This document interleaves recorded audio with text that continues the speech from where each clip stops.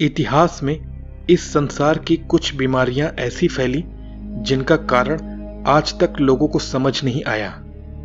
रहस्यमय और स्तब्ध कर देने वाली।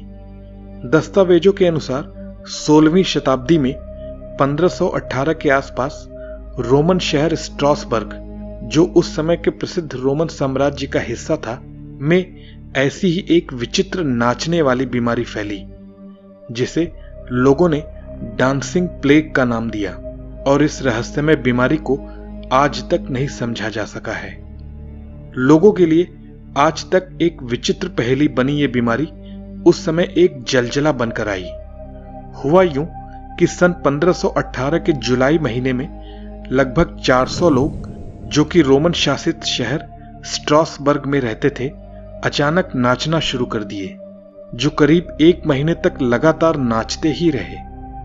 कई लोगों ने इन्हें रोकने की कोशिश की, परंतु वे असफल रहे।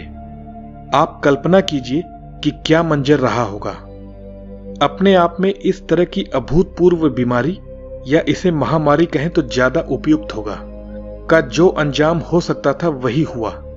जो इस बीमारी से ग्रसित थे उनमें से अधिकतर लोग थकान, दिल का दौरा पड़ने से तथा खून की नसें फट जाने से मृत्यु को प्राप्त हुए। ये इस बीमारी का सबसे दुखद पहलू था। यह बीमारी आज तक पूरी दुनिया के लिए एक रहस्य बनी हुई है। इस दिल दहला देने वाली घटना की शुरुआत दरअसल तब हुई जब स्ट्रासबर्ग की एक गली में वहां की एक स्थानीय महिला श्रीमती ट्रॉफिया अचानक उत्साहित होकर नाचने लगी। वो लगभग 4 से 6 दिनों तक दिन रात लगातार नाचती रही। इस दौरान लोगों ने उन्हें रोकने की भरपूर कोशिश की, लेकिन दुर्भाग्य से उनको बचाया नहीं जा सका और दिल का दौरा पड़ने से उनकी मौत हो गई। इस बीच उनके नाचने से 1 सप्ताह के भीतर 34 और लोग उनके नृत्य में शामिल हो गए, और 1 महीना बीतते बीतते 400 लोगों ने वहां की सड़कों पर, गलियों में नाचना शुरू कर दिया। यह पूरा दृश्य काफी भयावह था, क्योंकि वो किसी के रोकने पर रुक नहीं पा रहे थे। उनके चेहरे के भाव बड़े विचित्र और डरावने हुए जा रहे थे।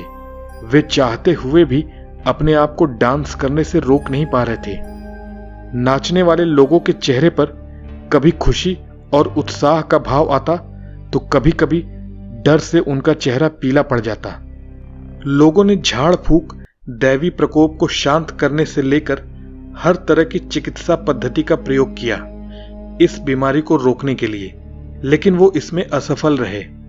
इस बीमारी की एक और खास बात यह थी कि नाचने वालों में ज्यादातर महिलाएं थीं। पुरुषों की संख्या अपेक्षाकृत काफी कम थी। एक रिपोर्ट बताती है कि एक समय में यह बीमारी 15 व्यक्ति प्रतिदिन मार रही थी।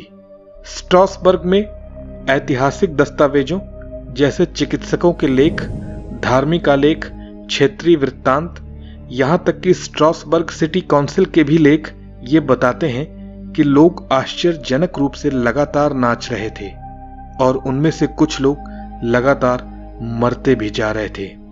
ये रहस्य आज भी अनसुलझा है।